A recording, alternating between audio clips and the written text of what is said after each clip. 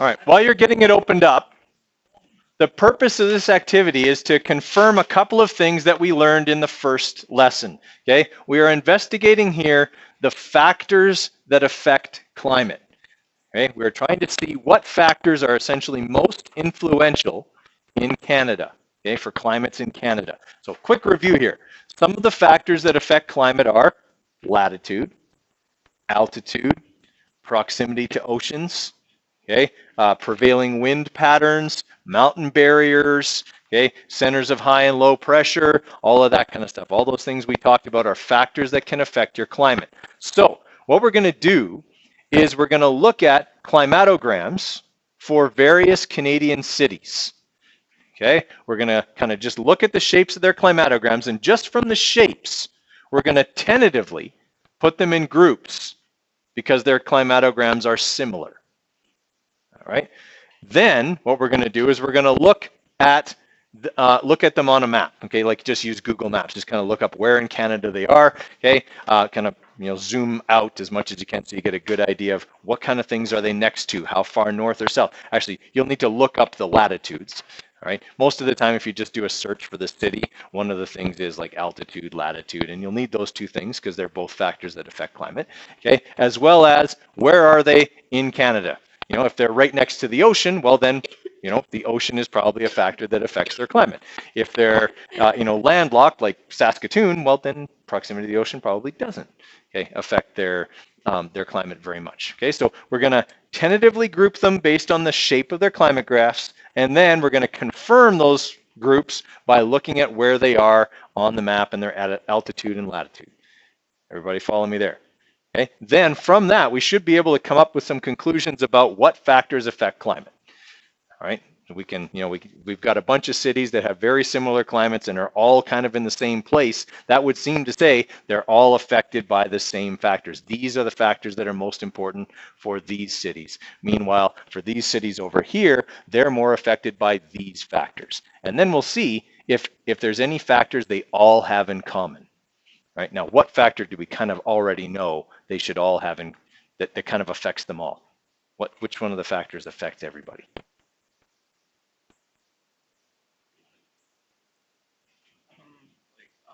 What was it? I forgot. Okay, didn't matter what city on Earth I gave you. Latitude. Okay, latitude should be in there, right? I mean, we should find in general that the more southerly cities are a little bit warmer, but we, at least something like that. All right. So the problem we're investigating here, what factors can affect the climate of an area? So in our hypothesis, we got to have an if, and then statement. The if part should be, okay, if list some factors, okay, these factors are major factors influencing climate, and what are we doing? Well, we're comparing the climates of many Canadian cities, okay? Then tell me what kind of patterns you think you're going to see, right? I'll give you an example.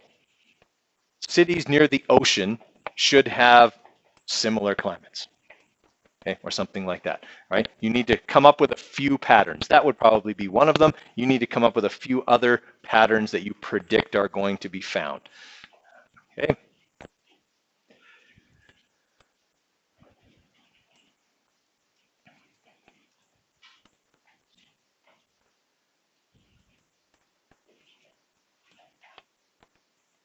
All right, now you're going to be doing this in groups just because it's a lot of kind of grouping and analysis for one person to do. All right, so what we're going to have is we're going to essentially break up the climate graphs here in, and we're just going to say, all right, as a group, we're going to look at these and go, all right, let's put these ones together because they seem the same, these ones together because they seem the same, these ones together, then assign each member of your group, all right, can you look up these cities in this group on, look up their latitudes, look up their altitudes, and things like that, okay? And another person will look up at another group and so on. Everyone kind of follow on what each member of the group is going to do? Okay, so you're going to have a few groups. I would say that when you're done this, you should probably have between 5 and 7 groups of cities.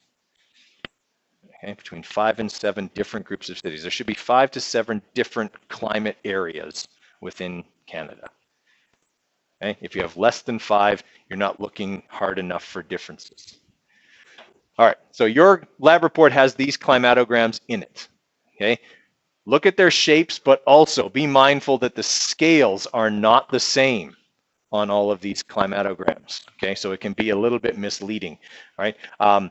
If we're looking here, like this is Halifax and St. John, right? Obviously, they look quite a bit alike.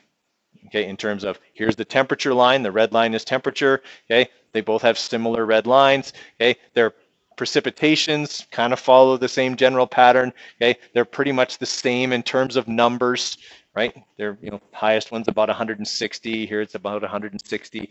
Okay, those are the kinds of things we're looking for. Those two cities probably would end up in a group together, I would say, as they're both East Coast cities. Okay. But again, make sure you're looking at the scale here. All right. Prince Rupert looks like it has a similar shape to those two, but then look at the numbers. Okay. The precipitation in Prince Rupert is more than twice what it is in St. John's and Halifax. Okay. They probably shouldn't wind up in a group together based on the fact that this one is way wetter than the other two are. All right. And its temperature line also isn't nearly as bell curved. It's quite a bit more moderated.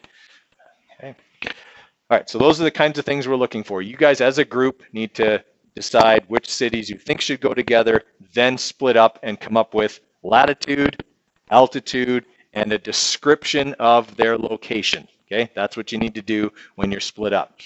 Okay, come up with those three things. The description should be fairly detailed. What's nearby? Is it near a big body of water? Okay, those kinds of things. What's the terrain like? Are there mountains nearby or not? Okay, all of that stuff. Write it in the description. Okay, that's why we're splitting it up. That's way too much work for one person to do for all of those cities. Okay, because there's like 20 of them. Okay, so each person can take like 5. Okay, and do it that way. Questions on that? All right. You probably won't get much further than that today, right? But what we're headed towards here is this analysis and interpretation. Okay, so with your group, try to group the different climates based on your findings. So put them in groups and then tell me, okay, about them. All right, so as an answer to this question, discuss the effect of latitude, etc. Okay, so you would write in there, this group, let's say it's your East Coast cities group, whatever you want to call it, Atlantic climate, whatever you decide to name it. Okay, these cities all belong in this group because they are affected by the following factors, and you would describe the factors, describe the climate for those cities. That's what you're looking for in the analysis. Okay, do that for each of your groups. Here are the cities in the group. Here's why they're together. Here's the main factors affecting their climate, and it produces a climate like this. Okay. Everybody follow there? Right. For the second one, okay, I'm giving you additional cities. You do not have climatograms for these cities. All you are to do is look them up in Google Maps and tell me, based on their location, which of the groups that you made up in question 1 do they belong in.